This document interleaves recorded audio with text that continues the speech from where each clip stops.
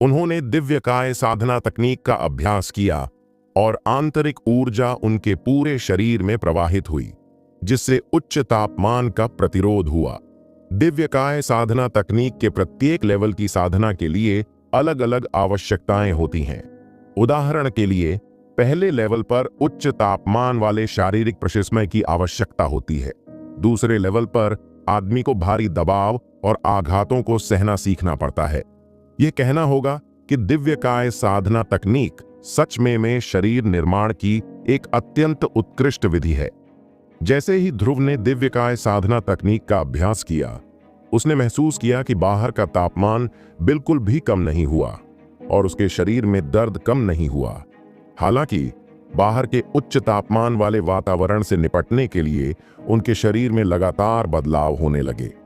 वह जानता था कि यह दिव्यकाय साधना तकनीक के समतुल्य था, जो उसके शरीर को रूपांतरित कर उसे पर्यावरण के अनुकूल होने के लिए मजबूर कर रहा था। ध्रुव को नहीं पता था कि उसने कितनी बार दिव्यकाय साधना तकनीक का अभ्यास किया था, लेकिन एक निश्चित समय में उसे ऐसा महसूस हुआ जैसे उसके शरीर में कुछ टूट गया हो, और फिर एक अत्यंत तीव्र दर्द ने उसे जकड़ लिया, जिससे वह लगभग बेहोश हो गया। लेकिन फिर भी उसने पूरी ताकत से अपने दांत पीस लिए और उसके चेहरे पर मुस्कान भी थी। उन्होंने इस दर्द को अपने लिए एक परीक्षा माना। दर्द जितना अधिक होगा, उसका विकास उतना ही बेहतर होगा और वह उतना ही मजबूत होगा। यह सोचकर मुझे लगा कि दर्द बहुत कम हो गया है। ध्रुव को महसूस हुआ कि उसका शरीर लगातार छोटे छोटे टुकड़ों में फट रहा था और फिर से जोड़ा जा रहा था। यह अर्जित क्षेत्र में शरीर निर्माण से पूरी तरह से अलग है, जो केवल ऊर्जा केंद्र पर कार्य करता है, लेकिन अब यह आंतरिक अंगों को छोड़कर पूरे शरीर को प्रभावित करता है और सीधे कोशिकीय लेवल पर कार्य करता प्रतीत होता है। यहाँ तक कि हर कोशिका को तोड़ा जा रहा था, उसमें कुछ अजीब चीजें डाली जा रही थीं और फिर उसे फिर से जोड़ना शुरू किया जा रहा था। भयंकर दर्द में भी ध्रुव साफ रूप से महसूस कर सकता था कि उसका शरीर मजबूत हो रहा था और उसकी ताकत बढ़ रही थी। मुझे नहीं पता कि कितना समय बीत गया था, लेकिन अचानक प्रशिस्मय कक्ष में एक बड़ी घंटी बजी, जिसने ध्रुव को ध्यान की अवस्था से जगा दिया। उसने अचानक अपनी आंखें खोलीं और एक लंबी सांस छोड़ी। प्रत्येक प्रशिस्मय कक्ष में एक बड़ी घड़ी होती है। जब कोई शिष्य प्रशिस्मय कक्ष में 4 घंटे से अधिक समय तक अभ्यास कर लेता है, तो बड़ी घड़ी अपने आप बजने लगती है, क्योंकि अभ्यास कक्ष जैसे चरम वातावरण में अभ्यास करने से आसानी से दुर्घटनाएं हो सकती हैं और इसे बहुत लंबे समय तक जारी रखना अच्छा नहीं है। इसलिए विश्राम और तनाव के बीच संतुलन होना चाहिए। बड़ी घंटी की ध्वनि में एक अजीब आध्यात्मिक उतार चढ़ाव होता है, जो ध्यान में बैठे शिष्यों को सीधे जगा देता है और उन्हें याद दिलाता है कि बाहर जाने का समय हो गया है। जब वह प्रशिस्मय कक्ष से बाहर निकला तो ध्रुव का चेहरा पीला पड़ गया था। उसके कदम अस्थिर थे और वह बहुत पसीना बहा रहा था, मानो उसे अभी अभी पानी से बाहर निकाला गया हो। लेकिन उसके होठों पर मुस्कान थी, क्योंकि वह साफ रूप से महसूस कर सकता था कि दिव्यकाय साधना तकनीक के पहले लेवल में उसका लेवल काफी सुधर गया था। यदि आप भविष्य में यहाँ अक्सर अभ्यास करने आएंगे, तो आप निश्चित रूप से सफलता प्राप्त कर सकेंगे। अगले 3 दिनों तक ध्रुव हर दिन समय पर पहुंचे, यहाँ 4 घंटे तक अभ्यास किया और फिर रात में राक्षसों का शिकार किया, उनके सार और रक्त को खाया और ड्रैगन हाथी युद्ध तकनीक का अभ्यास किया। अंततः चौथे दिन की दोपहर को ध्रुव 1000 डिग्री के उच्च तापमान में वृद्धि कर रहा था। अचानक एक हल्की गुनगुनाहट की ध्वनि के साथ उसके शरीर की सतह से एक मोटी चांदी जैसी रोशनी निकली, जो चमकती हुई फिर उसके शरीर में वापस आ गई। यदि आप ध्यान से देखेंगे तो पाएंगे कि ध्रुव के शरीर की सतह पर एक हल्की चांदी जैसी रोशनी चमक रही है। यह बहुत ही मंद है, लेकिन यह लोगों को अविनाशी शक्ति का एहसास कराता है। ध्रुव ने पहले ही दिव्यकाय साधना तकनीक के पहले लेवल में महारत हासिल कर ली है। काले लोहे के शरीर को भी छोटे लेवल तक प्रशिक्षित किया गया है। इस वक्त ध्रुव के शरीर से एक गहरे लाल रंग की चमक निकली। उसके शरीर के पांचों खुले एक्यूपॉइंट्स में ऊर्जा तेजी से घूमने लगी। बहुत सारी ऊर्जा इकट्ठा होकर छठे एक्यूपॉइंट पर असर डालने लगी और वहां पहली बार एक लाल ऊर्जा का भंवर बनने लगा। प्रशिस्मय कक्ष में ध्रुव ने आसमान की ओर एक लंबी दहाड़ लगाई और बेहद खुश महसूस किया। उन्होंने न केवल दिव्यकाय साधना तकनीक के पहले लेवल को पूर्णता तक विकसित किया, बल्कि उन्होंने पहले लेवल पर छठा एक्यूपॉइंट भी खोला। आंतरिक संप्रदाय के पीछे पहाड़ की एक गुप्त गुफा में ध्रुव ने सरसों के बीज का थैला खोला। यह सरसों के बीज का थैला नरसिंह भाटिया का है। इसे पाने के बाद उसे खोलने का कभी समय ही नहीं मिला। आज अंततः उसके पास समय था। सरसों के बीज की थैली खोलकर अंदर देखने पर ध्रुव तुरंत चौंक गया। यह सरसों का थैला बहुत बड़ा है, जिसकी लंबाई और चौड़ाई 9 मीटर तथा ऊंचाई 3 मीटर है। अंदर का स्थान ध्रुव के मूल सरसों के बैग के आकार से दर्जनों गुना बड़ा है। ध्रुव ने चुपके से आह भरी, जैसा कि त्रिशूल विद्यापीठ एक शिष्य से उम्मीद की जाती है, जिसे शीर्ष 10 संप्रदायों में पहला स्थान दिया गया है। वह सच में अद्भुत है और वह जिन चीजों का उपयोग करता है वे सभी उच्चतम गुणवत्ता की हैं। मुझे डर है कि अग्नि संप्रदाय में आंतरिक संप्रदाय के बुजुर्गों के पास भी शायद ही इतनी बड़ी क्षमता वाला सरसों के बीज का थैला होगा। यह पता चलने के बाद कि सरसों के बीज के इस थैले के अंदर जगह बहुत बड़ी थी, ध्रुव ने सबसे पहले रक्तवायु के कोकून को उसके अंदर डाल दिया। रक्तवायु ने लाल ड्रैगन का मांस खाकर एक जानवर का कोकून बनाया। अब तक वह कई महीनों से सो रहा है और अभी तक नहीं जागा है। जानवर का कोकून बहुत बड़ा था और ध्रुव के पास जो सरसों के थैले थे वे उसे रखने में असमर्थ थे, इसलिए उसे हरिकांत के पास रख दिया गया। 2 दिन पहले ध्रुव ने शिवांश से हरिकांत के ठिकाने के बारे में पूछताछ करने के लिए कहा, लेकिन पाया कि हरिकांत केशवधर पर्वत की गहराई में फंस गया था और उसका ठिकाना अज्ञात था। शिवांश को हरिकांत के आंगन में पशु का कोकून मिला। वह बहुत चालाक था और उसने इसे सीधे ध्रुव के पास ले आया। वह पशु का कोकून बहुत बड़ा था, फिर भी उसने सरसों के बीज के थैले में केवल 5वां भाग ही घेरा था। ध्रुव को नरसिंह भाटिया के सरसों के बैग में भारी मात्रा में मध्यम श्रेणी के जादुई पत्थर मिले। सटीक मात्रा साफ नहीं थी, लेकिन मोटे तौर पर देखा जाए तो कम से कम 40,000 से 50,000 टुकड़े थे। ध्रुव बहुत खुश था। उनके पास मध्यम श्रेणी के जादुई पत्थरों की भारी मांग थी। बहुत सारी चीजें खरीदने के अलावा मध्यम श्रेणी के आत्मिक पत्थरों को सीधे अवशोषित करना और उन्हें अपनी आंतरिक ऊर्जा में बदलना भी उनकी साधना का एक महत्वपूर्ण साधन था। ध्रुव के ड्रैगन हाथी युद्ध आकाश कला के रक्त लाल आभा को राक्षसों के सार और रक्त को अवशोषित करके प्राप्त किया जा सकता है, लेकिन ड्रैगन हाथी युद्ध आकाश कला को प्रकाश में नहीं देखा जा सकता है। यदि वह प्राण संधान योग विद्या का अभ्यास करना चाहता है तो रक्त लाल छी का उपयोग नहीं किया जा सकता है। उसे आभा में रूपांतरित करने के लिए अन्य आत्मिक पत्थरों को खोजने की आवश्यकता है, जिसके लिए बड़ी संख्या में मध्यम श्रेणी के आत्मिक पत्थरों की आवश्यकता होगी। मध्यम श्रेणी के आध्यात्मिक पत्थरों की विशाल मात्रा के बीच ध्रुव को सैकड़ों आध्यात्मिक पत्थर भी मिले जो जेड की तरह चिकने थे और उनमें अत्यंत शक्तिशाली आध्यात्मिक ऊर्जा थी। ये उच्च कोटि के जादुई पत्थर थे। एक उच्च श्रेणी का जादुई स्टोन 100 मध्य श्रेणी के जादुई स्टोन के बराबर होता है तथा योद्धाओं के बीच एक उच्च लेवलीय मुद्रा है।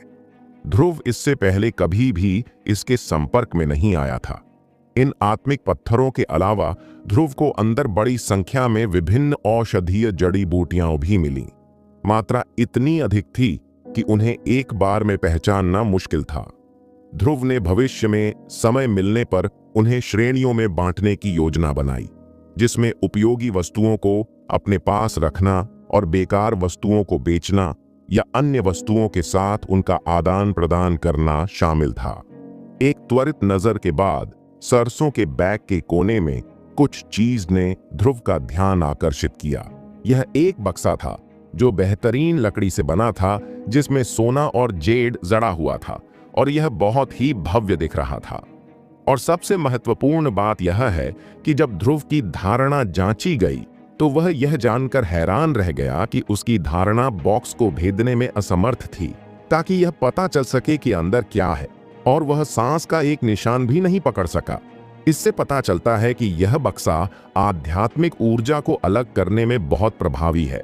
इसे विशेष रूप से उन चीजों को संग्रहित करने के लिए बनाया जाना चाहिए जिनसे आध्यात्मिक ऊर्जा आसानी से निकल सके। ध्रुव को लगा कि अगर उसका अनुमान सही था तो अंदर की सामग्री अमृत होनी चाहिए। उसने डिब्बा खोला और देखा कि उसके अंदर ब्रॉकेट पर एक लोंगन के आकार की गोली रखी थी। गोली गहरे काले रंग की होती है। सामान्यतः केवल जहर की गोलियां ही काली होती हैं, लेकिन यह काला रंग अलग है, बिल्कुल गहरे अंधेरे रात के तारों भरे आकाश की तरह शुद्ध काला, जैसे मखमल पर गिरता हुआ काला क्रिस्टल। और अंधकार में प्रकाश के असंख्य छोटे छोटे बिंदु हैं, जैसे आकाश में टूटते हुए तारे। ध्रुव ने गोली पर एक नजर डाली और अचानक उसके दिल में एक अजीब सी धड़कन महसूस हुई। उसे ऐसा लग रहा था कि गोली में एक क्रूर जानवर बंद है, और जब उसने अभी गोली को देखा तो वह उस पर पागलों की तरह दहाड़ने लगी। ध्रुव चौंक गया और जल्दी से दूसरी ओर देखने लगा। उसने मन ही मन सोचा, यह कैसा अमृत है? यह इतना अजीब क्यों लग रहा है? अमृत के पास एक कागज का टुकड़ा था जिस पर अमृत का परिचय लिखा था। ध्रुव ने इसे ध्यान से पढ़ा और अंततः समझ गया कि यह क्या था। इस समय वह पहले से ही बहुत खुश था। यह पता चला कि यह गोली सच में आत्मा तोड़ने वाली गोली है। आत्मा भंजन गोली, जैसा कि नाम से पता चलता है, मार्शल आत्मा पर लक्षित है। यदि आप आत्मा विखंडन गोली को अपनी मार्शल आत्मा में एकीकृत करते हैं तो यह तुरंत टूट जाएगी। हालांकि टूट जाने का मतलब यह नहीं है कि मार्शल भावना गायब हो जाती है। इसके विपरीत विनाश के बिना निर्माण संभव नहीं है। खत्म होने के बाद ही मार्शल आत्मा विकसित हो सकती है।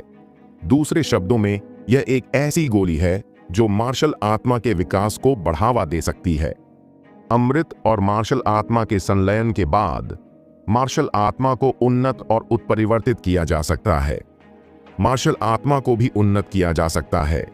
सैद्धांतिक रूप से मार्शल आत्मा को असीम रूप से उन्नत किया जा सकता है और उसका विकास जारी रह सकता है। यह एक प्राथमिक आत्मा भंजन गोली है जिसका उपयोग केवल उस मार्शल आत्मा द्वारा किया जा सकता है जिसने पहले मार्शल आत्मा के लेवल को बढ़ाने के लिए किसी भी अमृत का उपयोग नहीं किया है। यदि उपयोगकर्ता की मार्शल आत्मा को पहले किसी भी अमृत के साथ उन्नत किया गया है तो इस आत्मा तोड़ने वाली गोली का उपयोग नहीं किया जा सकता है। सौभाग्य से ध्रुव की मार्शल आत्मा को पहले कभी अमृत द्वारा बढ़ाया नहीं गया था। ड्रैगन रक्त का आंसव अमृत की वृद्धि के रूप में नहीं गिना जाता है।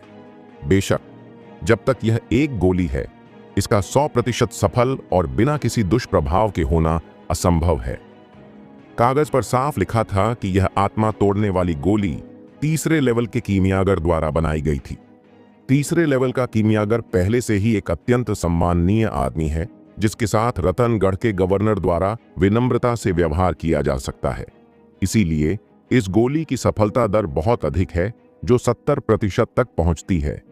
अन्य 30% संभावना यह है कि उसकी मार्शल आत्मा बिखर जाती है, उपयोगकर्ता का दिव्य द्वार बंद हो जाता है और उसकी ताकत सीधे अर्जित क्षेत्र में वापस चली जाती है। वह फिर कभी आगे नहीं बढ़ सकेगा क्योंकि उसकी मार्शल आत्मा बिखर चुकी है। ध्रुव बहुत खुश हुआ। यह अच्छी बात थी। वह अभी इसका उपयोग नहीं कर सकता, लेकिन भविष्य में यह बहुत उपयोगी होगा। मेरी मार्शल आत्मा प्राचीन दानव देवता रक्तनाथ है। ऐसा कहा जाता है कि रक्तनाथ के 9 सिर हैं, लेकिन मेरी मार्शल आत्मा के पास अब केवल 1 सिर है, इसलिए सुधार की बहुत गुंजाइश है। जब आपकी मार्शल आत्मा इतनी मजबूत हो जाएगी कि वह टूटकर अलग हो जाए तो आप यह आत्मा तोड़ने वाली गोली ले लेंगे। उसी समय ध्रुव भी बहुत प्रभावित हुआ कि कीमियागर का पेशा इतना शक्तिशाली था कि यह अमृत को भी परिष्कृत कर सकता था, जो मार्शल आर्ट आत्माओं को बढ़ा सकता था। इस दुनिया में मार्शल आर्ट का सम्मान किया जाता है और दिव्य द्वार क्षेत्र के अधिकांश योद्धाओं को दिव्य द्वार के पीछे से मार्शल आत्माएं मिलती हैं। मार्शल आत्माएं उनकी शक्ति का स्रोत हैं। गोलियां जो मार्शल आत्माओं के लेवल को बढ़ा सकती हैं, वे सच में वे खजाने हैं जिनका वे हमेशा से सपना देखते थे। ध्रुव इससे पहले कभी किसी कीमियागर के संपर्क में नहीं आया था। उन्होंने कुछ दिन पहले चंद्रपुर शहर में पहली बार इसे देखा था। उसने कीमियागर की महिमा और प्रमुखता को अपनी आंखों से देखा था और अब वह इस बात से और भी अधिक अवगत है कि कीमियागर कितना शक्तिशाली है। एक पहाड़दाह के ऊपर धुंध थी और बादलों ने पहाड़दाह के निचले हिस्से को ढक रखा था और पहाड़दाह के ऊपर 7 या 8 मीटर की परिधि वाला एक छोटा सा खुला स्थान था। इस समय ध्रुव खुले मैदान में पैर मोड़कर बैठा था, अपनी आंखें बंद करके ध्यान कर रहा था। उसके सामने एक गुप्त पुस्तक थी जो कि त्रिकाल चरण का एक टुकड़ा था, जो उसे चंद्रपुर शहर में राजवंश परिवार के नीलामी घर से मिला था। ध्रुव को त्रिकाल चरण के सभी शब्द और ग्राफिक्स साफ रूप से याद थे और वह पूरे 3 दिनों तक अपनी आंखें बंद करके उन पर चिंतन कर रहा था। अचानक ध्रुव ने अपनी आंखें खोलीं। उसकी आंखों में एक चमकदार रोशनी थी, जैसे कि उसे कुछ एहसास हो गया हो। उसने अपने हाथ पीठ के पीछे रखे, सिर ऊंचा किया और छाती बाहर निकाली और धीरे धीरे खुले स्थान पर चलने लगा। वह बहुत ही शांत और शांत दिख रहा था, मानो वह बगीचे में टहल रहा हो। अचानक उसने गलत कदम उठाया, उसकी आकृति चमक उठी और पूरा आदमी प्रेत में बदल गया। अगले ही पल वह खुली जगह के दूसरे कोने में प्रकट हुआ। दूसरे शब्दों में कहें तो उसने जो कदम उठाया वह 2 मीटर से अधिक दूरी तक फैला था। ध्रुव के होठों पर मुस्कान आ गई। उन्होंने 3 दिन तक त्रिकाल चरण का अभ्यास किया और अंततः इसमें इतनी महारत हासिल कर ली कि उन्हें इस तकनीक की बुनियादी समझ हो गई। त्रिकाल चरण स्टेप का अभ्यास करने के बाद, बुनियादी बातों को समझने के बाद, एक छोटे से क्षेत्र में पैंतरेबाजी करने की मेरी क्षमता में काफी सुधार हुआ है, जो युद्ध में बहुत मददगार है और मेरी गति काफी हद तक बढ़ गई है। ध्रुव ने गहरी सांस ली, उगते सूरज के नीचे दूर के पहाड़ों को देखते हुए, और खुद से कहा, यह समय है, मैंने वह कर लिया है जो मुझे करना चाहिए था और मेरी ताकत वर्तमान सीमा तक सुधर गई है। यह ब्लैक रॉक पर्वत में प्रवेश करने और अपनी बड़ी बहन के लिए औषधीय सामग्री खोजने का समय है। अभी भी 7 दिन बाकी हैं। यह वह दिन है जब चंद्रपुर शहर में राजवंश परिवार 2 क्षेत्र भंजक गोलियों की नीलामी करेगा। अगर मैं अभी ब्लैक रॉक पर्वत में प्रवेश करता हूं तो मैं वापस नहीं आ पाऊंगा, लेकिन कोई और रास्ता नहीं है। क्षेत्र भंजक गोली की तुलना में मेरी बड़ी बहन का जीवन साफ रूप से अधिक महत्वपूर्ण है। हमें पहले उसका इलाज करना होगा, उसके बाद ही हम दिव्य द्वार क्षेत्र में अपग्रेड करने के बारे में बात कर सकते हैं। ध्रुव संप्रदाय में वापस चला गया और महेंद्र नाथ को अलविदा कहा। महेंद्र के कमरे में गीता बिस्तर पर चुपचाप लेटी हुई थी। उसका चेहरा थोड़ा पीला और थोड़ा लाल था। उसने अपनी आंखें बंद कर ली थीं और उसकी मनस्थिति बहुत शांत थी, मानो वह गंभीर रूप से घायल होने के बजाय सो रही हो। लेकिन ध्रुव जानता था कि वह खुद को जीवित रखने के लिए केवल दवाओं और महेंद्र नाथ के चमत्कारी तरीकों पर ही भरोसा कर सकती थी। यदि उसे सही जड़ी बूटियां नहीं मिलती तो गीता जल्द ही मर जाती। ध्रुव ने धीरे से उसके माथे को सहलाया और फुसफुसाया, बद्धी बहन, जब हम गिरिराज में ध्वजगिरी शिखर की पहाड़ के नीचे थे तो आपने मुझसे कहा था कि आप मुझे बचाने के लिए अपने जीवन का बलिदान भी दे सकती हैं। आपने सोचा कि मैंने इसे नहीं सुना, लेकिन भले ही मैं उस समय बेहोश था, फिर भी मैं उन शब्दों को सुन सकता था। मैं अब आपको बताना चाहता हूं, मैं आपको बचाने के लिए अपने जीवन का बलिदान भी दे सकता हूं। इसके बाद वह उठकर चला गया। ध्रुव की पीठ की ओर देखते हुए बूढ़े जू ने आह भरी, क्या बुरा भाग्य है। तुम दोनों एक दूसरे से बहुत गहराई से प्यार करते हो, लेकिन मुझे नहीं पता कि उस दिन क्या होगा। मैं बस यही उम्मीद करता हूं कि तुम दोनों युवाओं को अपना आशीर्वाद मिले। ध्रुव फिर से शिवांश और विक्रमादित्य से मिलने गए, उन्हें अच्छी तरह से अभ्यास करने के लिए कहा और फिर आंतरिक संप्रदाय छोड़ दिया। इनरसेक्ट से ब्लैक रॉक पर्वत तक जाने वाली सड़क उस पर्वत से होकर गुजरती है जहां ध्रुव की मुलाकात निशा से हुई थी। जैसे ही ध्रुव वहां गया, अचानक 2 लोग विपरीत दिशा से आए, एक पुरुष और एक महिला, और वह महिला निशा थी। आखिरी बार जब ध्रुव उससे घाटी में मिले थे तो उसका अधिकांश शरीर पानी में डूबा हुआ था। बाद में जब उसने अपने कपड़े पहन लिए तो उसने उन्मत्त होकर हमला कर दिया। दोनों के बीच लड़ाई हुई और ध्रुव के पास उसे देखने का भी समय नहीं था।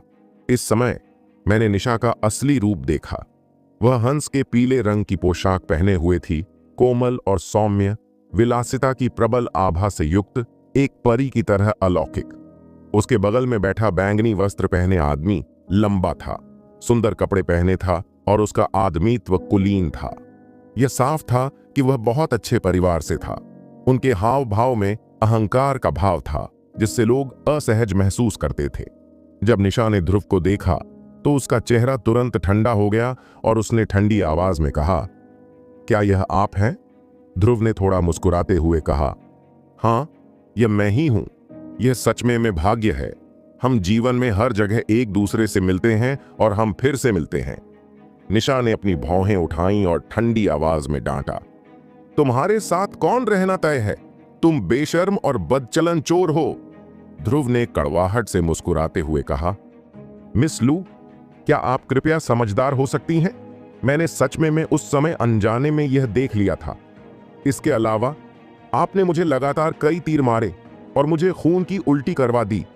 आपको अब अपना गुस्सा निकाल देना चाहिए, है ना? ध्रुव को सच में निशा के प्रति थोड़ा दोषी महसूस हुआ। आखिरकार वह वही था जिसने उसे नहाते हुए देखा था। इस समय निशा के बगल में बैंगनी लबादे में खड़ा लंबा लड़का अचानक ध्रुव के सामने आया और उसे तिरस्कारपूर्ण और अभिमानी नजर से देखने लगा। आह, उसने उदासीनता से कहा, आप ध्रुव हैं, है ना? मैंने बाद में आपकी जांच की और आपकी पृष्ठभूमि जान ली है। ध्रुव ने ठंडे स्वर में कहा, मैं हूं। बैंगनी वस्त्र पहने लड़का ने घृणा से कहा, तुम बहुत घमंडी हो। मुझे पता है कि तुमने 2 दिन पहले ही सौरभ राणा को मार डाला है। बात बस इतनी है कि हालांकि सौरभ राणा आंतरिक संप्रदाय का एक बद्धी शिष्य है, लेकिन वह आंतरिक संप्रदाय की समग्र सूची में शीर्ष 100 में भी नहीं है और मैं राजरुद्र समग्र सूची में 67वें स्थान पर हूं, दिव्य द्वार क्षेत्र के 3रे लेवल के शिखर पर। हम्फ, वह बेकार सौरभ राणा, वह तुम्हें हरा भी नहीं सका और तुमने अपनी लापरवाही के कारण उसे मार डाला। तुम्हारे पास अपनी मार्शल आर्ट जादुई का उपयोग करने का भी समय नहीं था। यह सच में शर्मनाक है। अगर मेरा अनुमान सही है तो सच में आपकी पूर्ण शक्ति सौरभ राणा जितनी अच्छी नहीं है। आपने बस उसकी लापरवाही का फायदा उठाया और आपको नीचा दिखाया और उसे मारने का अवसर लिया। अगर मैं आपको मारना चाहता तो आपके पास वापस लड़ने की बिल्कुल भी शक्ति नहीं होती। राजरुद्र ने ध्रुव को देखा और बड़े तिरस्कार के साथ कहा। वह निशा की ओर देखने लगा और पूछा, जूनियर सिस्टर निशा, क्या आप चाहती हैं कि मैं आपके लिए इस कचरे को मार दूं? उसकी आवाज ऐसी थी मानो वह चींटी को कुचल रहा हो। हालांकि निशा इससे सहमत नहीं थे और उन्होंने हल्के से कहा, कोई जरूरत नहीं बड्ढे भाई राजरुद्र, यह मेरा अपना मामला है, मैं इसे बाद में खुद संभाल सकता हूं। राजरुद्र मुस्कुराया और कहा, सुवर्णराज, इतना औपचारिक मत बनो। उसे मारना तो बहुत आसान है, इसकी कोई जरूरत नहीं है। निशा ने हल्के से कहा, बड्ढी भाई राजरुद्र, मैंने कहा था कि इसकी कोई जरूरत नहीं है और यह सच में आवश्यक नहीं है। राजरुद्र ने असहायता से अपना सिर हिलाया। ठीक है, तो मैं आपकी बात मानूंगा और आज उसे छोड़ दूंगा। इसके अलावा बड्ढे भाई राजरुद्र, हमारा रिश्ता इतना करीबी नहीं है।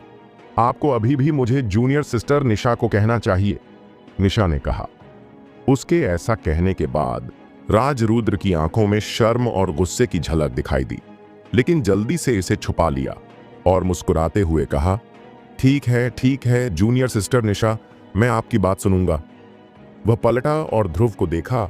उसका चेहरा तुरंत बदल गया, घृणा और ठंडा हो गया। राजरुद्र ने अधीरता से कहा, जूनियर सिस्टर निशा आज अच्छे मूड में हैं, इसलिए मैंने आपकी जान बख्श दी। आप यहां से क्यों नहीं चली जाती? अगर मेरा मन बदल गया तो मैं आपको सिर्फ एक तलवार से मार डालूंगा। उसके बाद वह घृणा से नाक भौं सिकोड़कर निशा के साथ चला गया। पूरी प्रक्रिया के दौरान ध्रुव ने मुश्किल से एक शब्द बोला। उसके हृदय में अपमान की तीव्र भावना उमड़ पड़ी। उसके हृदय में क्रोध जल रहा था और आंखों में आग की लपटें निकल रही थीं। ऐसा लग रहा था जैसे उसके शरीर का खून उबल रहा हो। राजरुद्र ने बहुत ही शांत स्वर में बात की और यह साफ था कि उसने उसे बिल्कुल भी गंभीरता से नहीं लिया था, जैसे कि उसे मारना चींटी को कुचलने जितना आसान था। ध्रुव को सबसे अधिक गुस्सा इस बात पर आया कि उसने जो कहा वह बिल्कुल सही था। उसकी ताकत सच में उसे पूरी तरह से कुचलने के लिए पर्याप्त थी। दिव्य द्वार क्षेत्र के तीसरे लेवल के शिखर पर अपनी ताकत जारी करने के बाद गति ने लगभग ध्रुव का दम घोंट दिया और वह हिलने में भी असमर्थ लग रहा था। ध्रुव अच्छी तरह से जानता था कि ऐसी स्थिति में भले ही वह परिवर्तन के लिए ड्रैगन के खून का इस्तेमाल करे, फिर भी वह उसका प्रतिद्वंद्वी नहीं होगा। दोनों क्षेत्रों के बीच का अंतर सचमुच भयानक है। राजरुद्र, है ना? ध्रुव ने दोनों लोगों की पीठ पर देखा। उसकी आंखों में एक मजबूत जानलेवा नजर चमक उठी और उसका स्वर ठंडा था। जब भविष्य में मेरी ताकत में काफी सुधार होगा तो मैं सबसे पहले तुम्हें मार दूंगा। इतना कहकर वह तेजी से मुड़ा और ब्लैक रॉक पर्वत की ओर भागा। जब ध्रुव आंतरिक संप्रदाय को छोड़ रहा था तो आंतरिक संप्रदाय के अंदर एक गुप्त स्थान पर बातचीत हो रही थी। आंतरिक भाग में फूलों के गुच्छों वाला एक बड़ा बगीचा है और सुंदर वातावरण है। इसमें कई 2 मंजिला मंडप बनाए गए हैं। प्रत्येक 2 मंजिला मंडप का स्वामी एक आंतरिक संप्रदाय का बुजुर्ग होता है। बेशक वे सभी लोग बहुत शक्तिशाली नहीं हैं। जो लोग अत्यधिक शक्तिशाली होते हैं वे अधिकतर उस स्थान पर अपनी गुफाएं बनाते हैं जहां पहाड़ पर आध्यात्मिक ऊर्जा एकत्रित होती है, और वे यहां नहीं रहते। यहां रहने वाले अधिकांश बुजुर्ग वे हैं जो बहुत शक्तिशाली नहीं हैं, लेकिन आंतरिक संप्रदाय में कुछ विशिष्ट मामलों के लिए जिम्मेदार हैं। क्योंकि जो लोग शक्तिशाली हैं वे सांसारिक चीजों पर अपना समय बर्बाद करने के लिए शायद ही कभी तैयार होते हैं। वे सभी अभ्यास कर रहे हैं। एक शिष्य तेजी से 2 मंजिला मंडप में दाखिल हुआ। मंडप के हॉल में 2 लोग बैठे चाय पी रहे थे। वे रौद्रसेन और केशवधर थे। शिष्य के प्रवेश करने के बाद उसने प्रताप सिंह से बहुत सम्मानपूर्वक कहा, बड़े रौद्रसेन, वह आदमी आंतरिक संप्रदाय छोड़ चुका है। प्रताप सिंह ने थोड़ा सिर हिलाया और हाथ हिलाते हुए कहा, आप नीचे जाएं। नीचे जाने के बाद प्रताप सिंह ने रौद्रसेन से कहा, भतीजे, मुझे मिली जानकारी के अनुसार ध्रुव अपनी बद्धी बहन गीता के लिए औषधीय सामग्री की तलाश में ब्लैक रॉक पर्वत में प्रवेश किया था, क्योंकि उसका डेनेटियन गंभीर रूप से घायल हो गया था और उसकी खेती लगभग बर्बाद हो गई थी। रौद्रसेन का चेहरा उत्साह से भरा था। चाचा, यह जीवन में एक बार मिलने वाला अवसर है। उसकी आंखों में गहरा आक्रोश झलक उठा। ध्रुव ने सच में इतने सारे लोगों के सामने मुझे अपमानित करने का साहस किया, जिससे मेरा मान सम्मान गिर गया और मैं नए शिष्यों के बीच अपना सिर उठाने में असमर्थ हो गया। मुझे उसे मार डालने का यह अवसर अवश्य लेना चाहिए। चिंता मत करो, भले ही तुम मुझे नहीं बताओ, मैं निश्चित रूप से उसे मारने का यह अवसर लूंगा। प्रताप सिंह ने थोड़ा मुस्कुराते हुए कहा, ध्रुव मौत की तलाश में है। मूल रूप से जिस आदमी को मैंने उसे मारने का फैसला किया था वह सौरभ राणा के बराबर ताकतवर था। मुझे लगा कि उसे मारने के लिए यह पर्याप्त से अधिक है, लेकिन मुझे उम्मीद नहीं थी कि वह सौरभ राणा को इतनी आसानी से मार देगा। इसलिए मैंने अस्थायी रूप से उम्मीदवार को बदल दिया। इस बार मुझे जो आदमी मिला वह बेहद शक्तिशाली है, ध्रुव से कहीं बेहतर है और उसे आसानी से कुचलने के लिए पर्याप्त है। दोनों एक दूसरे को देखकर हंस पड़े। रौद्रसेन ने ऊंची आवाज में कहा, ठीक है चाचा, फिर मैं आपकी खुशखबरी का इंतजार करूंगा। इस 2 मंजिला मंडप से कुछ ही दूरी पर एक और अत्यंत उत्कृष्ट मंडप है। इस मंडप का नवीनीकरण किया गया है और यह सुंदर एवं सुंदर दिखता है। बहुत से लोग जानते हैं कि यह मंडप आंतरिक संप्रदाय की एक दुर्लभ महिला बुजुर्ग गीता का निवास स्थान है। मंडप की दूसरी मंजिल पर एक शांत अभ्यास कक्ष में गीता एक कुशन पर पैर मोड़कर बैठी थी और उसकी आंखें बंद थीं। वह अभ्यास कर रही थी। प्रशिस्मय कक्ष विशाल काले पत्थरों से घिरा हुआ है तथा चारों कोनों पर ड्रैगन के सिर वाला एक तांबे का पाइप रखा हुआ है। इस समय ड्रैगन के सिर से हल्की धुंध निकली। पूरे प्रशिस्मय कक्ष में आध्यात्मिक ऊर्जा की सांद्रता बाहरी दुनिया की तुलना में दर्जनों गुना अधिक थी, जिससे कृत्रिम रूप से स्वर्ग जैसा प्रशिस्मय वातावरण निर्मित हो रहा था। यहाँ अभ्यास करने से आधे प्रयास से 2 गुना परिणाम प्राप्त होगा। यदि अन्य आंतरिक संप्रदाय के बुजुर्ग यह दृश्य देखेंगे तो उन्हें निश्चित रूप से ईर्ष्या होगी। हर बुजुर्ग के पास ऐसा भवन नहीं हो सकता जिसमें प्रशिस्मय कक्ष में आध्यात्मिक ऊर्जा की मात्रा 10 गुना अधिक हो। केवल वे बुजुर्ग ही इसे खरीद सकते हैं जो अत्यंत शक्तिशाली, युवा, अत्यधिक प्रतिभाशाली हों तथा जिनमें भविष्य में विकास की अपार संभावनाएं हों। गीता अपनी आंखें बंद करके ध्यान कर रही थी। तभी अचानक लोहे के गेट के पास एक लाल रत्न जैसी रोशनी चमक उठी। गीता ने फिर से भौहें सिकोड़ी, धीरे से आह भरी और थोड़ा अनिच्छुक लग रही थी, लेकिन आखिरकार वह खड़ी हुई और लोहे का दरवाजा खोल दिया। इस तरह का अभ्यास कक्ष पूरी तरह से बंद होता है और बाहर से कोई भी आवाज बिल्कुल भी नहीं सुनी जा सकती। लोहे का दरवाजा तोड़ देने पर भी अंदर से कोई आवाज नहीं आती।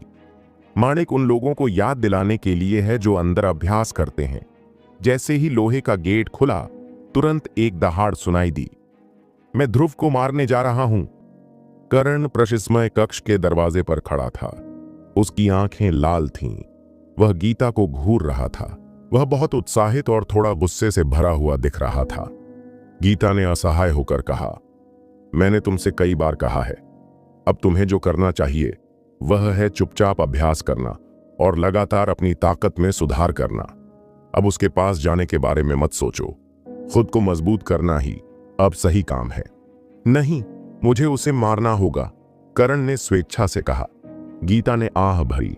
ध्रुव एक ऐसा आदमी है जिसे संप्रदाय के गुरु बहुत महत्व देते हैं। यदि आप उसे छूते हैं तो कई लोग बहुत दुखी होंगे। वह कैसे संभव है? कर्ण ने तिरस्कार पूर्वक उपहास किया। वह बस एक बेकार आदमी है जो दिव्य द्वार क्षेत्र की पहली मंजिल में ही रहेगा और कभी कोई प्रगति नहीं कर पाएगा। मुख्य प्रशिक्षक ने कहा है कि उसने अपने शरीर को बदलने के लिए जबरदस्ती दवाओं का इस्तेमाल किया है, जिससे बहुत बड़े छिपे हुए खतरे पैदा हो गए हैं और वह लंबे समय तक जीवित नहीं रह सकता है। संप्रदाय के गुरु को ऐसी बेकार चीज कैसे पसंद आ सकती है? जरेनिया, मुझसे झूठ मत बोलो।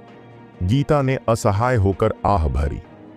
वह नहीं जानती थी कि मुख्य प्रशिक्षक ने ऐसा क्यों कहा और न ही वह जानती थी कि संप्रदाय गुरु सच में ध्रुव को पसंद करते हैं या नहीं। दरअसल उसने ऐसा कर्ण को थोड़ा डराने के लिए कहा था। कृपया मुझे जाने दो। कर्ण की आवाज अचानक नरम हो गई और उसने विनती की, अगर मैं उसे नहीं मार सकता तो मेरा दिल पूरा नहीं होगा और मेरी भविष्य की साधना बहुत प्रभावित होगी। लेकिन गीता उसके शब्दों से भावुक हो गई, लेकिन फिर भी झिंझकी और बोली, ध्रुव ने अभी अभी सौरभ राणा को मारा है। क्या आप उसके प्रतिद्वंद्वी हैं? हाँ, आप उसके प्रतिद्वंद्वी कैसे नहीं हो सकते? कर्ण ने व्यंग्य किया। हालांकि उसने सौरभ राणा को मार दिया, लेकिन सौरभ राणा आंतरिक संप्रदाय में शीर्ष 100 में भी नहीं है और मैं इस समय के दौरान आपकी कंडीशनिंग के बाद हर दिन आध्यात्मिक ऊर्जा की 10 गुना एकाग्रता के साथ एक अभ्यास कक्ष में अभ्यास करता हूं और कई शक्तिशाली मार्शल आर्ट का अभ्यास करता हूं। व्यापक ताकत के मामले में मैं निश्चित रूप से सौरभ राणा से आगे निकल जाऊंगा। मैं ध्रुव का प्रतिद्वंद्वी कैसे नहीं हो सकता? गीता ने लंबे समय तक विचार किया और अंततः कर्ण को हरा नहीं सका। उसने कर्ण को प्यार से देखा और कहा, ठीक है तो जाओ, लेकिन तुम्हें यह चीज अपने साथ ले जानी होगी। जैसा उसने कहा, उसने एक जेड ताबीज निकाला और उसे कर्ण को सौंप दिया। यह एक संचार ताबीज है। यदि आप किसी भी आपात स्थिति का सामना करते हैं तो इसे कुचल दें और मैं इसका उपयोग आपके स्थान का पता लगाने और आपको तुरंत बचाने के लिए कर सकता हूं। ठीक है, कर्ण ने सिर हिलाया, जेड ताबीज को एक तरफ रख दिया और अधीरता से यहां से चला गया। बेशक ध्रुव को यह नहीं पता था कि उसके कारण अग्नि संप्रदाय में इतनी सारी अजीब चीजें हुईं। इस समय वह ब्लैक रॉक माउंटेन पर पहुंच चुके थे। ब्लैक रॉक पर्वत, जैसा कि नाम से पता चलता है, पूरी तरह से काले हैं और विशाल काली पहाड़ों से ढके हुए हैं। यहाँ तक कि पहाड़ों पर उगने वाले पेड़ भी अजीब लोहे जैसे भूरे रंग के होते हैं। अंधकार में डूबा पूरा पर्वत एक विशालकाय राक्षस की तरह लग रहा था, जो उस स्थान पर हावी था और पर्वत में प्रवेश करने वाले प्रत्येक आदमी को निगल रहा था। ध्रुव फिर भी रात भर पहाड़ों में नहीं गया। यह ब्लैक रॉक पर्वतों में उसका पहला दौरा था और वह नहीं जानता था कि वहां के राक्षस कितने शक्तिशाली थे। लेकिन चूंकि महेंद्रनाथ ने कहा कि ये राक्षस बहुत डरावने थे, तो यहाँ के राक्षस बहुत शक्तिशाली होने चाहिए। अंधेरी रात में यह वह समय होता है जब राक्षस भोजन की तलाश में बाहर निकलते हैं। यदि आप इस समय अंदर जाएंगे तो आपको कई शक्तिशाली राक्षसों का सामना करना पड़ेगा और आपके साथ अप्रत्याशित घटनाएं भी घट सकती हैं। सुरक्षा की दृष्टि से ध्रुव ने एक रात ब्लैक रॉक पर्वत के बाहर आराम किया और अगली सुबह जल्दी ही पहाड़ों में प्रवेश कर गए। घने जंगल में बहुत शांति थी। हर जगह बड़े बड़े लोहे जैसे भूरे पेड़ उग रहे थे। ये पेड़ बहुत बड़े होते हैं, जिनकी ऊंचाई सैकड़ों मीटर तक होती है। वे छोटे घरों जितने मोटे हैं तथा सबसे छोटे घर तो दसियों मीटर ऊंचे हैं। प्रत्येक विशाल वृक्ष पर कई लताएं उलझी हुई हैं। ये बेलें भी कोई अपवाद नहीं है और इनका रंग भी गहरा भूरा होता है। ये पेड़ लगातार बड़े होते जा रहे हैं और प्रत्येक पेड़ की वृद्धि बहुत टेढ़ी मेढ़ी और अनियमित है। ऐसा लगता है जैसे वृद्धि की प्रक्रिया के दौरान उन्हें बहुत नुकसान पहुंचा है। ब्लैक रॉक पर्वत विचित्रता से भरे हुए थे, लेकिन सौभाग्य से जिस बात ने ध्रुव को थोड़ी राहत महसूस कराई वह यह थी कि वह इसमें चलते समय कीड़ों की चहचहाहट और जानवरों की दहाड़ सुन सकता था, जिसका मतलब था कि यह घना जंगल एक मृत स्थान नहीं था। वहां राक्षस और जंगली जानवर रहते हैं। यदि ऐसा है तो मनुष्य भी निश्चित रूप से जीवित रह सकता है। जैसे ही ध्रुव चल रहा था, वह अचानक सतर्क हो गया और बाईं ओर चला गया। उसकी लंबी तलवार पहले से ही बाहर निकली हुई थी। अचानक उसने पाया कि दाहिनी ओर के पेड़ की एक सूखी लता उसकी ओर झुकी हुई थी। ध्रुव ने करीब से देखा और पाया कि यह कोई मृत बेल नहीं थी, बल्कि सच में एक ग्रे भूरे रंग का जहरीला सांप था। इसकी आंखें त्रिकोणीय होती हैं और यह 2 मीटर से अधिक लंबी होती है। इसका मुंह बहुत खोला हुआ है और उसमें से उल्टी करने वाली गंध आ रही है। पहली नजर में ही यह साफ हो जाता है कि यह अत्यंत जहरीला है। ध्रुव ने एक हल्की सी विस्मयकारी आवाज निकाली और हल्के से मुस्कुराया। यह सिर्फ एक 8वें लेवल का राक्षस जानवर है। यह अंधा है ना? इसने सच में मुझ पर हमला करने की हिम्मत की। यह बस मौत की तलाश में है। ऐसा कहते हुए उसने थंडर स्लैश का उपयोग किए बिना चाकू को हल्के से घुमाया। उनके अनुभव के अनुसार इस तरह के अर्जित 8वें लेवल के राक्षस जानवर का सामना करते हुए मार्शल आर्ट का उपयोग किए बिना भी तलवार का हल्का वार उसे 2 टुकड़ों में विभाजित करने के लिए पर्याप्त होगा। ध्रुव की तलवार राक्षस सांप के बीच में लगी, लेकिन उसके आश्चर्य के लिए यह तलवार राक्षस सांप को आधे में काटने में विफल रही, लेकिन केवल एक गहरा घाव छोड़ गई। राक्षस सांप ने तीखी फुफकार मारी, जमीन पर लौट गया, तेजी से घास में छिप गया और गायब हो गया, ध्रुव को वहीं अचंभित छोड़कर। ध्रुव ने खुद से कहा, यह इतना मजबूत नहीं होना चाहिए। एक अर्जित 8वें लेवल के राक्षस जानवर की रक्षा इतनी मजबूत कैसे हो सकती है? यह लगभग आधे कदम वाले दिव्य द्वार को पकड़ने वाला होगा, है ना? ध्रुव ने अपना सिर हिलाया और आगे बढ़ना जारी रखा। उसके मन में एक अनुमान था, लेकिन उसकी पुष्टि होना अभी बाकी था। इसके बाद ध्रुव को कई और राक्षसों का सामना करना पड़ा। सबसे शक्तिशाली केवल अर्जित क्षेत्र के 9वें लेवल के शिखर पर था, जो दिव्य क्षेत्र से आधे कदम की ऊंचाई पर स्थित मानव योद्धा के बराबर था। तार्किक रूप से कहें तो ध्रुव के लिए इस लेवल के राक्षस से निपटना बहुत आसान होना चाहिए, लेकिन सच तो यह है कि उसके लिए इस राक्षस से निपटना बेहद कठिन था और उसे मारने में उसे काफी मेहनत करनी पड़ी। इन राक्षसों को मारने के बाद ध्रुव ने पाया कि शायद ब्लैक रॉक पर्वत के प्रभाव के कारण इन राक्षसों की हड्डियों और फर में आमतौर पर बेहद मजबूत और घनी हड्डियां और फर थे और उनकी सुरक्षा बहुत मजबूत थी। उदाहरण के लिए ध्रुव के सामने 9वें लेवल पर प्राप्त बैल जानवर को ही लें। इस प्रकार के बैल जानवर की त्वचा मोटी और बाहर से सख्त मांस होता है और यह अपनी मजबूत रक्षा के लिए जाना जाता है। हालांकि अपनी मजबूत रक्षा के बावजूद ध्रुव का क्षेत्र अधिक ऊंचा है और उसकी ताकत शक्तिशाली है। यदि वह गरजने वाले और प्रभावशाली थंडर स्लैश का उपयोग करता है तो एक ही वार बैल जानवर को 2 टुकड़ों में काटने के लिए पर्याप्त है। हालांकि जब उनका सामना इस लोहे भूरे रंग के बैल जानवर से हुआ तो उसकी पीठ पर घाव करने के लिए उन्हें 3 जोरदार वार करने पड़े। दूसरे शब्दों में, इस बैल जानवर की रक्षात्मक क्षमता बाहर के अन्य बैल जानवरों की तुलना में कम से कम 5 गुना अधिक है। ध्रुव ने बर्बर बैल जानवर के शरीर को विच्छेदित किया और उसका सावधानीपूर्वक विश्लेषण किया। उसे जल्द ही इसका कारण पता चल गया। ध्रुव ने खुद से कहा, क्या ब्लैक रॉक पर्वत, इस पर्वत श्रृंखला को ब्लैक आयरन पर्वत कहा जाना चाहिए। पूरा पहाड़ एक विशाल मैग्नेटाइट है जिसमें बड़ी मात्रा में परिष्कृत लोहा और अन्य धातुएं हैं। यहाँ उगने वाले पेड़ों और राक्षसों को सभी उत्परिवर्ती प्रजातियां माना जाना चाहिए, क्योंकि उन्होंने बड़ी मात्रा में परिष्कृत लोहा और धातुओं को अवशोषित किया है, इसलिए उनकी रक्षा बहुत मजबूत है। ध्रुव ने इन सभी राक्षसों की लाशों को एक सरसों के थैले में डाल दिया। इन उत्परिवर्ती प्रजातियों में मजबूत प्रतिरक्षा होती है तथा इनके फर और हड्डियां बहुत कीमती होती हैं। इन्हें बाहर नीलामी में अच्छे दाम पर बेचा जा सकता है। संभवतः कीमियागर जैसे विशेष व्यवसायों में भी इसकी मांग होगी।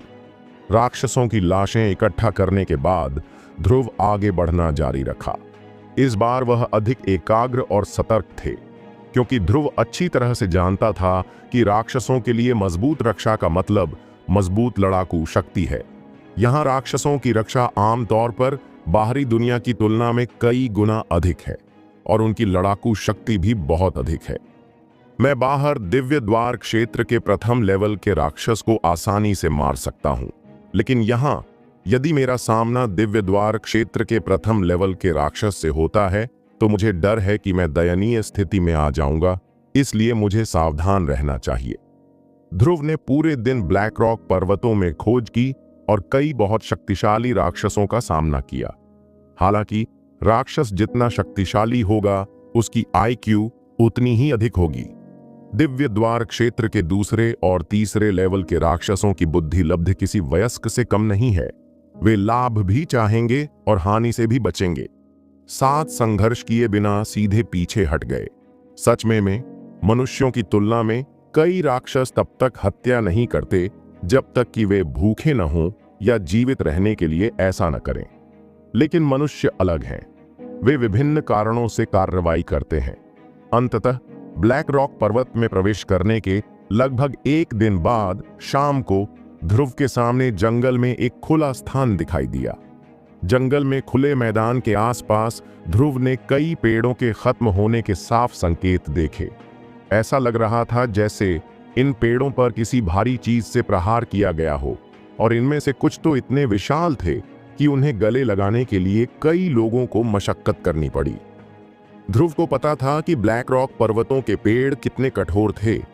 उनमें बहुत अधिक मात्रा में परिष्कृत लोहा शामिल होगा, इसलिए उनकी कठोरता पत्थर से भी अधिक थी और लौह अयस्क के बाद दूसरे स्थान पर थी। अपने सामने का गंदा दृश्य देखकर ध्रुव भयभीत हुए बिना नहीं रह सका। ऐसा कौन सा विशाल राक्षस होगा जो ब्लैक रॉक पर्वतों के वृक्षों को इस तरह खत्म कर सकेगा? तभी उसकी आंखें थोड़ी सिकुड़ गईं, क्योंकि उसने जमीन पर कई बड़े बड़े पंजों के निशान देखे। प्रत्येक पंजे का निशान 6 मीटर से अधिक लंबा और 1 आदमी से अधिक गहरा था, बिल्कुल तालाब जैसा। पंजे के निशान के आकार से अनुमान लगाया जा सकता है कि राक्षस कितना विशाल होगा। सामान्यतः कहा जाए तो राक्षस जितना बड़ा होगा वह उतना ही शक्तिशाली होगा। पंजे के निशान ब्लैक रॉक पर्वत की गहराई तक फैले हुए थे। ऐसा लग रहा था कि उन्होंने घने जंगल में जबरदस्ती रास्ता बना लिया था। इससे पता चला कि इस राक्षस में बहुत अधिक पाशविक शक्ति होगी। ध्रुव ने पंजे के निशान को काफी देर तक देखा और अचानक उसके दिमाग में एक विचार आया। उसने सरसों के थैले से एक चित्र निकाला, उससे उसकी तुलना की और तुरंत प्रसन्न हो गया। मुझे इसकी उम्मीद नहीं थी। मुझे सच में उम्मीद नहीं थी कि ब्लैक रॉक पर्वत में प्रवेश करने के ठीक एक दिन बाद मैं एक 300 साल पुराने विशालकाय डायनासोर से टकराऊंगा। सच में ध्रुव के लिए ब्लैक रॉक पर्वत पर आने का समय काफी कम था। यदि समय की अनुमति होती तो वह 4 या 5 दिनों के भीतर अपना मिशन पूरा करना चाहता था और फिर जाई फैमिली ऑक्शन हाउस द्वारा आयोजित 2 टूटे हुए दर्पण की गोलियों की नीलामी में भाग लेने के लिए चंद्रपुर शहर जाना चाहता था। ध्रुव ने चित्रों को एक तरफ रख दिया और ट्रैकिंग के लिए तैयार हो गए। लेकिन इस समय उसे अचानक अपने पीछे से एक अत्यंत भयंकर जानलेवा आभा आती हुई महसूस हुई। जानलेवा आभा बहुत तेज गति से दूर से हवा को चीरती हुई आ रही थी और बहुत भयंकर थी। और इस जानलेवा आभा ने सच में ध्रुव को एक बेहद खतरनाक एहसास दिया, जैसे कि यह कदम उसे आसानी से मार सकता है। यदि यह पहले वाला ध्रुव होता तो उसके पास इस घातक प्रहार से बचने का कोई रास्ता नहीं होता और वह केवल इसका सामना ही कर सकता था। लेकिन अब वह अलग है, क्योंकि वह पहले से ही त्रिकाल चरण स्टेप में निपुणता हासिल कर चुका है।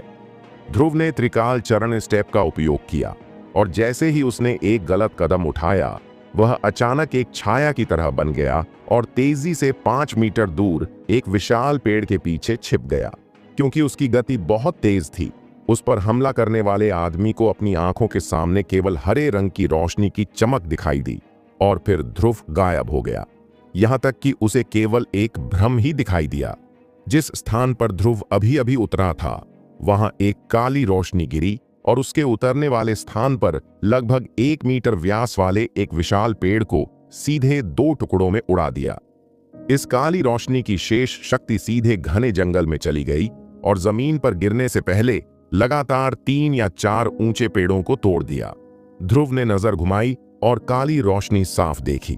वह एक तीर निकला। तीर भोथरा था और साधारण दिख रहा था, लेकिन इसमें जबरदस्त और भयानक शक्ति थी। इसने बिना किसी विकृति के बहुत सारे विशाल वृक्षों को उड़ा दिया। इस दृश्य को देखकर ध्रुव हैरान हुए बिना नहीं रह सका और उसके मन में डर बना रहा। यह कदम सचमुच बहुत भयावह था। यदि मेरे पास त्रिकाल चरण स्टेप नहीं होता, यदि मैंने इसे सीधे उठाया होता, तो मेरी सुरक्षात्मक आभा को भेद दिया गया होता और यहां तक कि दिव्यकाय साधना तकनीक भी इसे रोकने में सक्षम नहीं होती। हो सकता है कि तीर से मेरे 2 टुकड़े भी हो गए होते। बेशक इस त्रिकाल चरण स्टेप का उपयोग करने में ध्रुव को भी बहुत ऊर्जा खर्च करनी पड़ी। उसका चेहरा पीला पड़ गया और वह सांस लेने के लिए हाँफ रहा था। अभी उनकी पूरी ऊर्जा और ध्यान अत्यधिक केंद्रित था और त्रिकाल चरण स्टेप का उपयोग उसके सामान्य लेवल से परे किया गया था, जिसमें बहुत अधिक ऊर्जा खर्च हुई। ध्रुव हैरान और क्रोधित था। उसने उस दिशा में देखा जिधर अभी तीर मारा गया था। उसने एक बड़े पेड़ की शाखा पर नीली शर्ट पहने एक आदमी को खड़ा देखा। उसका शरीर शाखा के साथ हिल रहा था, लेकिन वह नीचे नहीं गिरा। वह अपने हाथ में एक बड़ा धनुष पकड़े हुए था और यह साफ था कि जो तीर उसने चलाया था वह उसी का था। नीली शर्ट वाले लड़का ने ध्रुव को देखा और धीरे से मुस्कुराया। बुरा नहीं है, आप सच में मेरे तीर को चकमा दे सकते हैं। यह पता चला है कि आप अफवाहों के अनुसार बेकार नहीं हैं, ध्रुव ने ठंडी आवाज में कहा। चुपके से पीछे से छिपकर हमला, हम में से कौन बेकार है? नीली शर्ट वाले लड़का ने व्यंग्य किया। आपकी जुबान उतनी ही तीखी है जितनी की अफवाहें कहती हैं, लेकिन मुझे नहीं पता कि आपकी ताकत आपकी बातचीत के कौशल की तुलना में कैसी है। मुझे उम्मीद है कि आप मुझे बहुत निराश नहीं करेंगे। आखिरकार एक चींटी को मारना सच में व्यर्थ है जिसके पास वापस लड़ने की शक्ति नहीं है, ध्रुव ने ठंडे स्वर में कहा। मुझे याद नहीं कि मैंने तुम्हें अपमानित किया था। तुम मुझे क्यों मारना चाहते हो? क्या मुझे तुम्हें मारने के लिए किसी कारण की आवश्यकता है? लोग सड़क पर चलते हैं, एक चींटी को देखते हैं, बुरे मूड में होते हैं, उस पर गाड़ी चढ़ा देते हैं और चींटी को टुकड़ों में कुचल देते हैं। उन्हें किस कारण की आवश्यकता है? मैं एक इंसान हूं और तुम सिर्फ एक चींटी हो जिसके पास मेरे सामने प्रतिरोध करने की शक्ति नहीं है। क्या तुम समझते हो? वह जोर से हंसा और बोला, छोड़ो, आज मेरा मूड अच्छा है, इसलिए मैं तुम्हें कारण बताता हूं। मेरा नाम अपरिवर्तित रहेगा और मैं वीरभद्र हूं, इनर सेक्ट की समग्र सूची में 97वें स्थान पर हूं। जिसने मुझे ऐसा करने के लिए कहा था वह एल्डर केशवधर था। उसने तुम्हारा सिर खरीदने के लिए 10,000 मध्यम श्रेणी के आत्मिक पत्थरों और स्वर्ग और पृथ्वी से 5 प्रकार के खजानों का इस्तेमाल किया था। ध्रुव ने हल्के से कहा, तो मेरी जिंदगी इस थोड़े से पैसे की कीमत है। वीरभद्र ने व्यंग्यात्मक लहजे में कहा, तुम अपने आप को क्या समझते हो? तुम तो बेकार हो। मेरी राय में यह पैसा तुम्हारी 3 जिंदगियां खरीदने के लिए पर्याप्त है। उन्होंने ठंडे स्वर में कहा, मुझे याद रखना, मैं वीरभद्र हूं, आंतरिक संप्रदाय की समग्र सूची में 97वें स्थान पर हूं, एक जागृत तीर मार्शल आत्मा के साथ, जिसे आकाश तोड़ दिव्य तीर के रूप में जाना जाता है। जब उन्होंने यह कहा तो उनका पूरा शरीर अचानक कांप उठा और उनकी आभा शक्तिशाली हो गई। एक अत्यंत अशांत और राजसी आभा उसके शरीर से बाहर निकली और जबरदस्त दबाव ने ध्रुव को सांस लेने में लगभग असमर्थ कर दिया। ध्रुव को लगा कि उसकी सांस रुक गई है। यह आभा बिल्कुल दिव्य द्वार क्षेत्र के 3रे लेवल के मध्य चरण की थी और इसके कम से कम 4 छिद्र खुल चुके थे।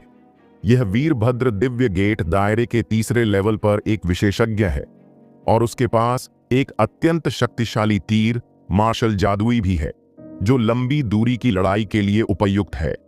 एक मजबूत दुश्मन का सामना करते हुए ध्रुव डरे नहीं, बल्कि उन्होंने अपना दिमाग साफ रखा और तुरंत एक रणनीति तैयार की। या तो दूरी कम कर लें और उसके साथ नजदीकी लड़ाई में शामिल हो जाएं, या फिर तुरंत मुड़कर भाग जाएं। मारना! ध्रुव अचानक जोर से चिल्लाया, अपने पैरों को स्थानांतरित किया और त्रिकाल चरण स्टेप का इस्तेमाल किया। उसकी गति बहुत तेज हो गई। बिजली की चमक के समान वह नीले कपड़े पहने लड़का की ओर दौड़ा।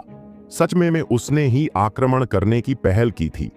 नीले रंग की कपड़े पहने लड़का को भी झटका लगा, लेकिन फिर उसने अपमानित महसूस किया और घृणा से कहा, आप मौत की तलाश में हैं। ध्रुव बहुत तेज गति से आगे बढ़ा और जल्द ही वह नीले रंग के कपड़े पहने लड़का से 10 मीटर से भी कम दूरी पर था। वह हवा में उछला और अपनी तलवार घुमाई। उसके बाद आंधी की आवाज आई। नीले कपड़े पहने लड़का के शरीर के हर हिस्से पर लगातार 9 वार किए गए थे। नीले रंग के कपड़े पहने लड़का भी भावुक हो गया और उसने उसकी थोड़ी प्रशंसा की। यद्यपि वह बेकार है और उसकी ताकत बहुत कम है, फिर भी यह चाकू काफी दिलचस्प है। हालांकि उन्होंने उसकी प्रशंसा की, लेकिन उन्होंने ध्रुव को बिल्कुल भी गंभीरता से नहीं लिया। हल्की सी मुस्कान के साथ उन्होंने अपना धनुष बाण निकाला और अत्यंत तीव्र गति से आगे बढ़े, अपनी भुजाओं को इस प्रकार हिलाते हुए कि लोगों को केवल नीली परछाई ही दिखाई दे रही थी। पलक झपकते ही उसने लगातार 9 तीर छोड़े और प्रत्येक तीर ध्रुव की तलवार पर लगा। 9 बहराह करने वाली आवाजें गूंज उठीं और ध्रुव की सभी 9 तलवारें अवरुद्ध हो गईं और उनमें से एक भी नीले रंग के लड़का को नहीं लगी। ध्रुव भी भारी बल के कारण दर्जनों मीटर दूर जा गिरा और एक ऊंचे पेड़ से जोर से टकराया, जिससे उसके शरीर से खून बहने लगा। ध्रुव जैसे ही जमीन पर उतरे, उनकी आंखें भय से भर गईं। नीले वर्दी वाले लड़का की ताकत साफतः उससे कहीं अधिक थी। उन्होंने थंडर स्लैश का प्रयोग करते हुए अत्यंत तीव्र गति से 9 बार स्ट्राइक आउट किया और नीले रंग की वर्दी वाला लड़का पर्याप्त ताकत के साथ उसकी सभी 9 तलवारों को रोकने में सक्षम था और इतने कम समय में 9 तीर चलाने में सक्षम था। यह साफ था कि उसकी ताकत सच में उसकी अपनी ताकत से कहीं अधिक थी। ध्रुव को लगा कि भले ही उसने ड्रैगन रक्त परिवर्तन को सक्रिय कर दिया हो, फिर भी वह उसका प्रतिद्वंद्वी नहीं हो सकता। इस आदमी की ताकत बहुत भयानक है। नीली वर्दी वाला लड़का ठंडी हंसी हंसा। यह तो बस वार्म अप था, अब हम आधिकारिक तौर पर शुरुआत कर रहे हैं। बोलते बोलते उसने सांस छोड़ी, अपना मुंह खोला और एक तीर चलाया। तीर बहुत जोर से छोड़ा गया। सच में यह हवा से बना एक विशालकाय सांप था जो दर्जनों मीटर लंबा था। उसने अपना मुंह खोला जैसे कि वह ध्रुव को चूसना चाहता हो। ध्रुव ने एक तेज आह निकाली और दिव्यकाय साधना तकनीक का अभ्यास करते हुए अपनी लंबी तलवार से बेतहाशा वार किया। उसके शरीर की सतह से एक ठंडी चांदी सफेद रोशनी निकल रही थी। ड्रैगन हाथी युद्ध आकाश कला तेजी से चल रही थी और शरीर में सभी खुले एक्यूपॉइंट्स में सभी रक्त लाल चक्रवात बेतहाशा घूम रहे थे। स्वर्णिम शारीरिक कलाकृति और लंबी तलवार रक्त प्रकाश की एक परत से ढकी हुई प्रतीत हो रही थी, और उसके पीछे रक्तनाथ वोहून अचानक प्रकट हुआ। अपनी आंखें खोलकर वह वीरभद्र को ठंडी निगाहों से देखने लगा। ध्रुव के शरीर में ड्रैगन हाथी युद्ध कला की शक्ति और भी अधिक बढ़ गई। दिव्यकाय साधना, आर्ट और थंडरस ब्लेड को उच्च लेवल तक उन्नत किया गया प्रतीत हुआ, और उनकी शक्ति पहले की तुलना में कम से कम 10% बढ़ गई। ड्रैगन रक्त परिवर्तन को छोड़कर उसने अपना त्रुप का पत्ता पहले ही इस्तेमाल कर लिया था और 9 बार उन्मत्त होकर वार किया। इन 9 वारों में से प्रत्येक वार विशालकाय सांप पर लगा। अंततः 9वें तलवार के प्रहार के बाद विशालकाय सांप ने एक शोकपूर्ण चीख निकाली, हवा में बिखर गया और विलीन हो गया। ध्रुव ने अंततः तलवार को रोक दिया और उसने अपनी आंतरिक ऊर्जा का कम से कम 50% भी खर्च कर दिया। ध्रुव ने बहुत ऊर्जा खर्च कर दी है। वाह, तुमने सच में मेरी तलवार को रोक दिया। मुझे नहीं पता था कि तुम में सच में इतनी ताकत है।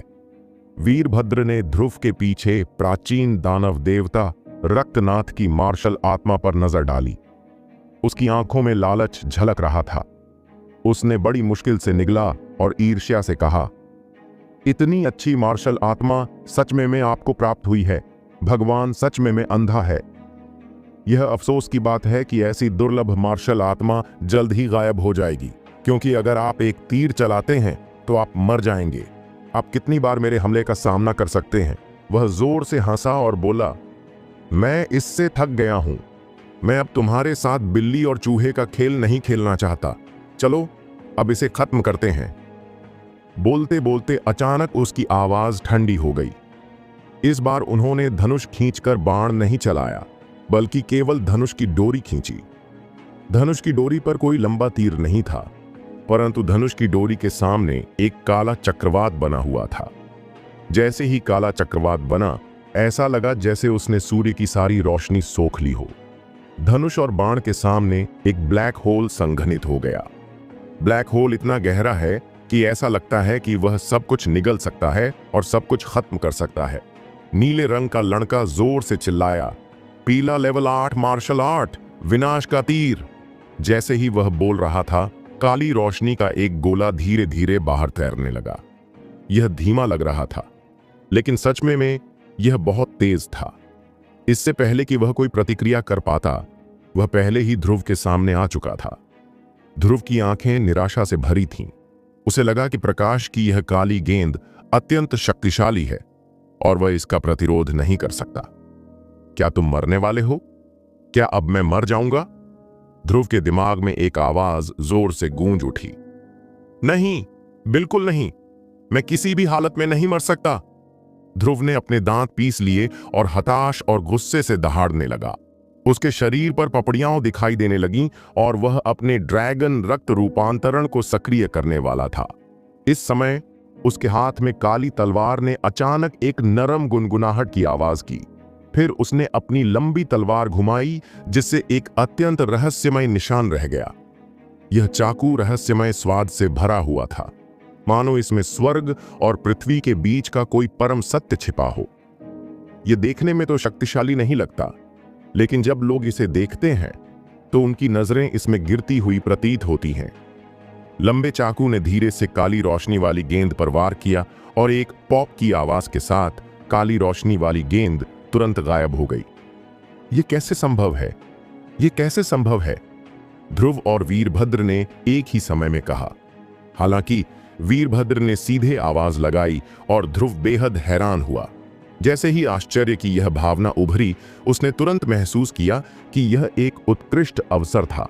इसलिए उसने खुद को नियंत्रित किया और कोई आवाज नहीं की, बल्कि शांत होने का नाटक किया।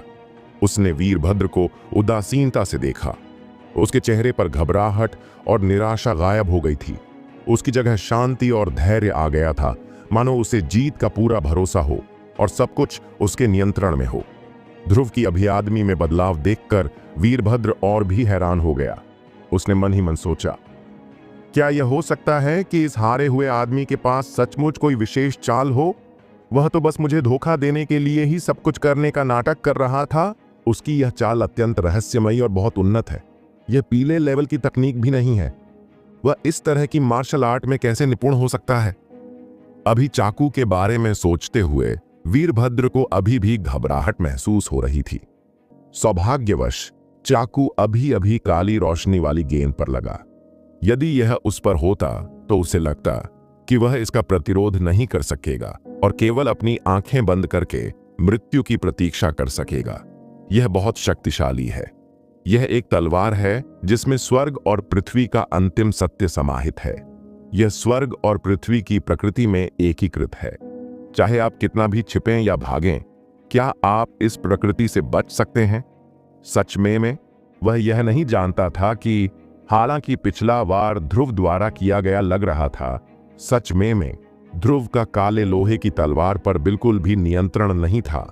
दूसरे शब्दों में, अभी जो चाल चली गई वह काले लोहे की तलवार ने ही की थी। इस समय ध्रुव नाटक कर रहा था। वह जुआ खेल रहा था।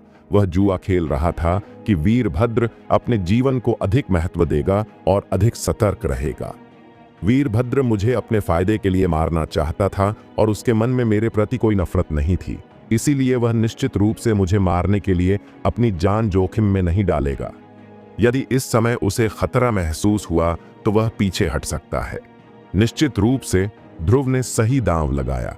वीरभद्र ने संदेह और आश्चर्य से उसकी ओर देखा, लेकिन जल्दबाजी में कोई कदम उठाने की हिम्मत नहीं जुटा पाया। वह नहीं जानता था कि ध्रुव के पास कोई और चाल है या नहीं, लेकिन अगर है भी तो वह उनका सामना करने पर या तो मर जाएगा या घायल हो जाएगा। वीरभद्र के जोखिम लेने के लिए तैयार नहीं था।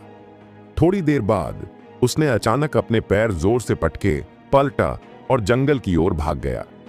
जाने से पहले उन्होंने ठंडे स्वर में कहा, देखा जाएगा छोटे कमीने, तुम्हें अपना ही ख्याल रखना होगा। जब वह चल रहा था, यहां तक कि जब वह अभी अभी जा रहा था, ध्रुव के चेहरे पर व्यंग्यात्मक भाव था और वह पेड़ के नीचे गर्व से खड़ा था। और जब उसे यकीन हो गया कि वीरभद्र सच में काफी दूर चला गया है, तो ध्रुव ने राहत की लंबी सांस ली, जमीन पर बैठ गया और उसे लगा जैसे उसका शरीर थक गया है। अभी अभी वीरभद्र के दबाव में वह इतने लंबे समय तक डटा रहा था और वह बहुत दबाव में था। अब भी जब वह इसके बारे में सोचता है तो उसकी धड़कनें बढ़ जाती हैं। सौभाग्य से काली लोहे की तलवार ने अचानक हरकत की और वीरभद्र को डराकर भगा दिया, अन्यथा वह अब तक मर चुका होता। लेकिन ध्रुव भी इस बात पर साफ थे कि यहां लंबे समय तक रुकना बिल्कुल भी उचित नहीं है। वीरभद्र भयभीत नहीं होगा। हो सकता है कि कुछ देर के लिए बाहर जाने और थोड़ा शांत होने के बाद जब वह इस बारे में सोचेगा तो उसे कुछ अजीब लगेगा, इसलिए उसे जल्दी से यहां से चले जाना पड़ा। ध्रुव ने एक गहरी सांस ली, dragon elephant battle sky art को सक्रिय किया, मिस्टी स्टेप्स को सक्रिय किया, अपनी गति बढ़ा दी और बिजली की चमक की तरह ब्लैक रॉक पर्वत की गहराई की ओर बढ़ गया। उसके जाने के लगभग आधे घंटे बाद वीरभद्र पुनः यहां आया। जमीन पर पड़े निशानों को देखकर उसके चेहरे पर हताशा झलक उठी। उसने पेड़ पर जोर से मुक्का मारा और मन ही मन कोसा, लानत है, मैं इस छोटे से कमीने से डर गया था। बस रुको, मुझे तुम्हें खोजने मत दो, नहीं तो मैं तुम्हें मौत से भी बदतर जिंदगी जीने पर मजबूर कर दूंगी। ये एक बहुत ही असाफ घाटी है जो ब्लैक रॉक पर्वतों की गहराई में है। जहां से ध्रुव ने ब्लैक रॉक पर्वतों में प्रवेश किया था, वहां से 2 या 300 मील दूर है। ये घाटी न तो गहरी है और न ही लंबी, बल्कि एक बहुत ही साधारण घाटी है। ब्लैक रॉक पर्वतों में इस तरह की कम से कम 8000 घाटियां हैं और वे किसी का ध्यान आकर्षित नहीं करेंगी। घाटी मोटी काली लताओं से भरी हुई थी जो मुड़ती और घूमती रहती थीं, जिससे दृश्य अवरुद्ध हो जाता था और घाटी भर जाती थी। यदि आप ध्यान से देखें तो पाएंगे कि घाटी के अंत में लताओं के बीच छिपी हुई एक अत्यंत संकरी दरार है जो तिरछी दिशा में नीचे की ओर जाती है। इस समय ध्रुव यहां छिपा हुआ था। यह स्थान अत्यंत गुप्त है और यदि आप इसके पास से गुजर भी जाएं तो भी आप इसे ढूंढ नहीं पाएंगे। जिस स्थान पर अभी अभी युद्ध हुआ था, वहां से भागकर वह पूरे रास्ते दौड़ा और अंततः उसे छिपने के लिए यह आदर्श स्थान मिल गया। इस समय वह पालथी मारकर बैठे थे और अपनी आंतरिक ऊर्जा को नियंत्रित कर रहे थे। हालांकि अभी वीरभद्र के साथ लड़ाई बहुत छोटी थी और दोनों पक्षों ने केवल कुछ चालों का आदान प्रदान किया था। यह बहुत तीव्र था। ध्रुव ने बहुत अधिक ऊर्जा खर्च कर दी थी और उसे छिपी हुई चोटें भी लगी थीं। उसे ठीक होने में लगभग आधा दिन लग गया। अभी के दृश्य के बारे में सोचते हुए ध्रुव को अभी भी अपने दिल में एक डर महसूस हो रहा था। यह सोचते हुए उसने लोहे की काली तलवार को अपने घुटनों पर रखा, उसे अपने हाथ से धीरे से सहलाया और धीमी आवाज में कहा, तुमने अभी यह चाल क्यों चली?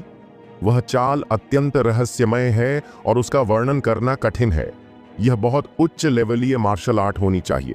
कोई आश्चर्य नहीं कि काले कपड़े पहने हुए लोग तुम्हें लूटना चाहते थे। निश्चित रूप से तुम्हारे पास कई रहस्य हैं। कौशल ने मुझसे झूठ नहीं बोला। इस तलवार में सच में लोगों को मजबूत बनाने का रहस्य छिपा है। ध्रुव धीमी आवाज में खुद से बात कर रहा था जब अचानक हॉल से एक तीखी और गुस्से भरी चीख गूंजी।